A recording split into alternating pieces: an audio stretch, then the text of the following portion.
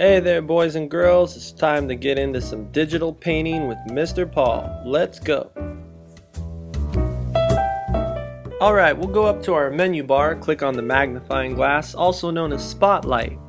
And when the search window pops up, we'll type in the word paintbrush.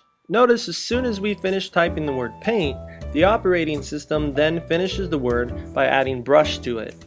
It's giving you a list of top hit items as well as applications that are named Paintbrush. You can choose either one of these items. Now to drag Paintbrush to the dock, simply click and drag on the icon. This will now add that program or app to the dock, so you don't have to search for it anymore. And like you can see in the video, you can move it around on the dock by clicking and dragging.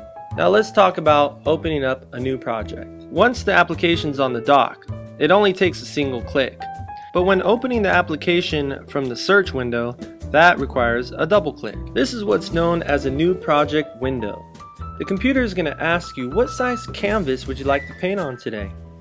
As you can see, the width and height are measured in pixels, not inches or feet. There are many different sizes of canvases that you can choose from. There are even custom options to create your own canvas. But for this class, the majority of the time we'll be using 1024 by 768. Go ahead and click OK once you're done. So this is a new paint window. Like any window, you can move it around by grabbing the title bar at the top of the window. A common mistake people make because they're working in a window is they click off of the window on the desktop. This will bring you back to Finder, as you can see on the menu bar, and it also causes your toolbox to disappear. Simply click back on your paint window and the tools will reappear. Check out how the menu bar always lets you know which program you're in. The green bubble, like any window, will maximize the window. This is the best choice for us because it allows us to see the edges of our canvas. Now let's get to know these painting tools. It would help if we all read them together. Go ahead.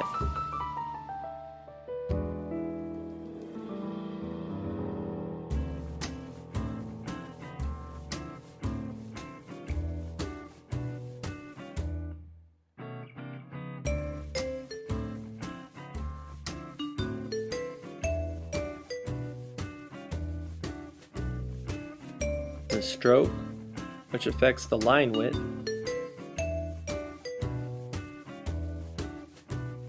You can swap these by clicking the little switcheroo arrow in the corner. Alright, let's start with the brush tool. Select the tool and then click and drag your mouse across the canvas to create free flowing lines. Now, adjust your stroke to the minimum value, all the way down to 1. Click and drag again. Check out how it makes these thin hair-like lines. Now, increase your stroke to the maximum size. And paint again. You guessed it, big, thick, bold paint strokes. Let's take a closer look at these 3 examples. You can use these various line types to create all sorts of cool art projects. It also affects the eraser tool. Right now, with our width at the maximum, we have a very thick eraser. But if we lower our stroke, you get a very fine tip eraser that you can use for small details. There are other ways to erase in Paint. You have the bomb tool and the selection tool. If you can click and drag your selection tool across your whole work of art and strike the delete key, it'll delete the entire thing. Or you can use the bomb tool, which will wipe out the entire canvas. Let's get into the shape tools. As you may recall, we have the line tool, the curve, the rectangle, ellipse, and rounded rectangle.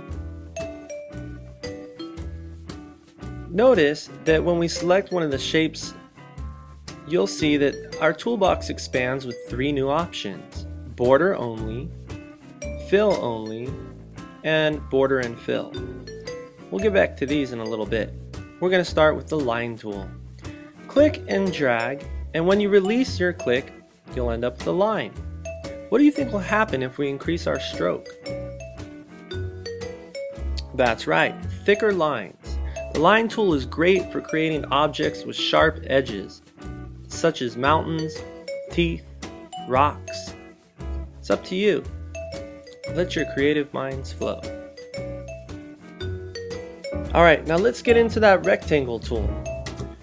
But before we do, in order to demonstrate these three options, we'll have to choose some colors.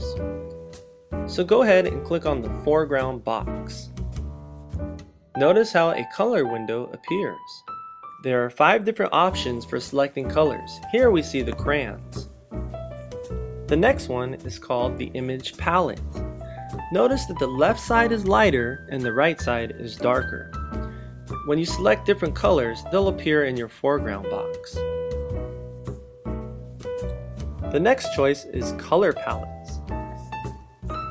Here, we're looking at a list of colors from the Apple theme. Some of the basics here. If you go up here and select developer, you'll notice that we get a whole nother set of colors. Well, each theme is going to offer you its own variety of colors. The web safe colors is pretty cool. On the right, you can choose a different hue of color, and on the left, it shows you the shades. Here we have the color slider. What this is offering you is a variety of shades of gray, from darker to lighter. And last but not least, the color wheel. The color wheel allows you to choose different hues of color. Notice at the center, the color is the brightest, and towards the edge, it gets the most vivid or darker. Down here, you have a really useful tool that allows you to select darker and lighter shades of the color you've selected. This is really great for creating shadows and highlights. Now that we've selected our foreground color, I want you to notice that each time we choose the foreground or background, there is a selection box that appears around the foreground or background. Notice the color window is a window. So like any window, you can move it around by clicking and dragging. And if you grab the right corner, you can stretch it or shrink it. So go ahead and put the window wherever it's most useful for you. Now, go ahead and select a background color. There are 2 ways to close your window once you're finished selecting your color. You can click back on the background box, or you can click on the red bubble. Okay, we're ready to paint. Click and drag out a rectangle. Notice it's just a border, and the border is colored by the foreground. Now let's create a rectangle with a fill only. Select the fill only option, click and drag out another rectangle. Notice that the fill is also colored by the foreground. Alright, let's get started with our third and final option, border and fill. When you click and drag out a rectangle, you'll notice that something's changed here. The fill is actually colored by the background, and the border is colored by your foreground color. You can swap these by using the switcheroo arrow there, as I'm going to demonstrate here. And once again, using the stroke tool, you can increase the size of your border to get a very bold outline like this one, or decrease the stroke so that your shape has a very thin, precise outline like these rectangles here. You'll notice when you're drawing out these shapes that you can create obscure proportions. Well, an interesting tip is that if you hold down the Shift key on your keyboard, you can create a perfectly proportioned circle or a rectangle. No matter which way you're dragging the rectangle or circle, as long as you're holding Shift, you'll notice the proportions will be equal. This works for all 3 shapes: circle, rectangle, and rounded rectangle. Now let's take a look at the bomb and eraser tool. Notice that the bomb tool uses the background color. For example, if we switch our background color to green, we get a green canvas. The eraser is used in the same way. Whichever background color you have selected, that's what color is going to appear on the canvas when you're using your eraser. Let's take a look at the Airbrush. This is a really cool tool that mimics the use of a spray can or an airbrush. Like the other painting tools, you can use the stroke to affect the width of your spray. As you can see, we can have very thin diameter sprays or very thick, heavy spray. One of the strongest features of this tool is its ability to blend multiple colors. I'm going to zoom in so you can see how these tiny pixels seem to blend in. Try it for yourself and see what kind of blended combinations you can create. We'll move on to the fill tool, also known as the paint bucket. The fill tool fills entire areas with the foreground color.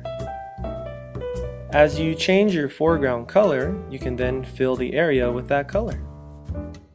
This is all done with a simple click of the button. Now some people may get confused and think that they use the bucket to select colors or to paint. But it's actually not the bucket itself, it's the paint spilling out of the bucket that selects colors. For example, I select this turquoise with the tip of the paint. If I want the green, I have to use the tip of the paint and move up to that green. The same goes for when you're painting. You have to use the tip of the paint to select the area you want to fill. You can fill small areas like this circle. You can even fill borders and line tools. As long as the area is closed on all edges, you can fill it. Now pay attention to how the fill tool is going to work here with the airbrush. There, as you can see, the fill tool did not fill the canvas completely. That's something you need to be aware of when using the airbrush. Once you've sprayed the majority of your canvas, the fill tool is no longer going to be able to fill in the paint in those pixelated areas. So before you use the airbrush tool, be absolutely sure that you're all done using the fill. Now sometimes when we're painting, we'll create a very interesting color that we'd like to use for multiple objects. The problem is, sometimes we forget where we got that color or how we created that shade.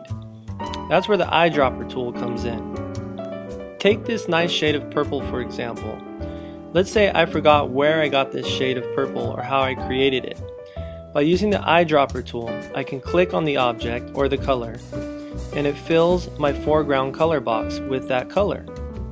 Now I can simply go to any painting tool, and I'll be able to paint with the exact shade of color. Ta-da! Matching shades of purple. Here we can see that if I click on the yellow border here, then I'll suck up that color yellow into the foreground, and once again I can paint with that exact shade of yellow. Now sometimes while working on a painting, you're going to want to get in a little closer to your canvas. To accomplish this, you can use the zoom tool. It's represented by this little magnifying glass. When you click on your screen, what will happen is you'll zoom in by a certain percentage. That percentage is listed down here in the bottom left corner.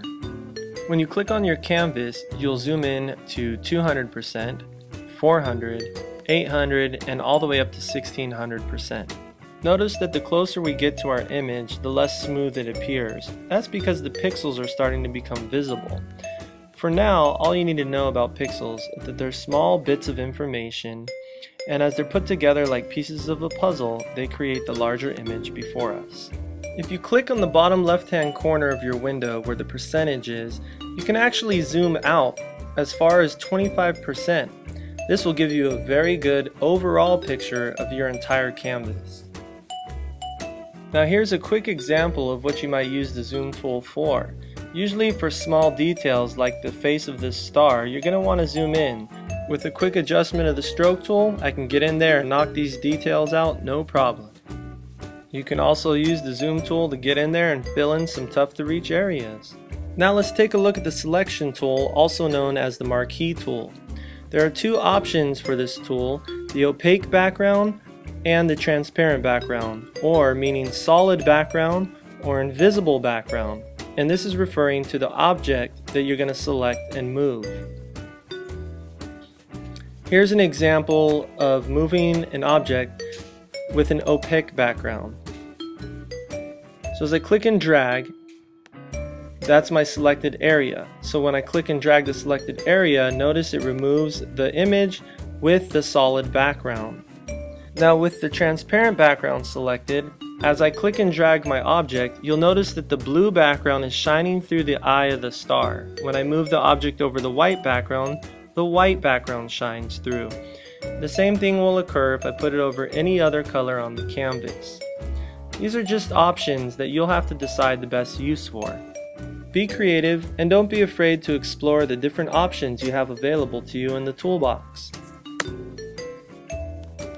Now let's take a quick look at a common mistake when using the fill tool. Here, as I've drawn a cloud, I left a gap, so when I use the fill tool, the paint spills out all over my canvas. As we zoom in, you can better see the gap there. So what you're going to want to do is make sure whenever you're filling an object to close all the gaps first. Then you can safely use your fill tool. This mistake commonly happens when we don't paint all the way to the edge of our canvas. Here they're creating a ground and a sky, but when they go to fill the ground, the sky and the ground get filled.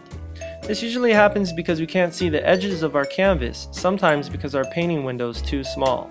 So make sure you zoom out and you line up those paintbrushes to the edge of your canvas and fill your shapes. Well, that about wraps it up, boys and girls. We've learned all about the different tools in our toolbox and how to use them.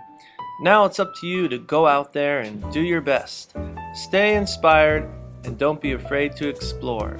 Now go create some art.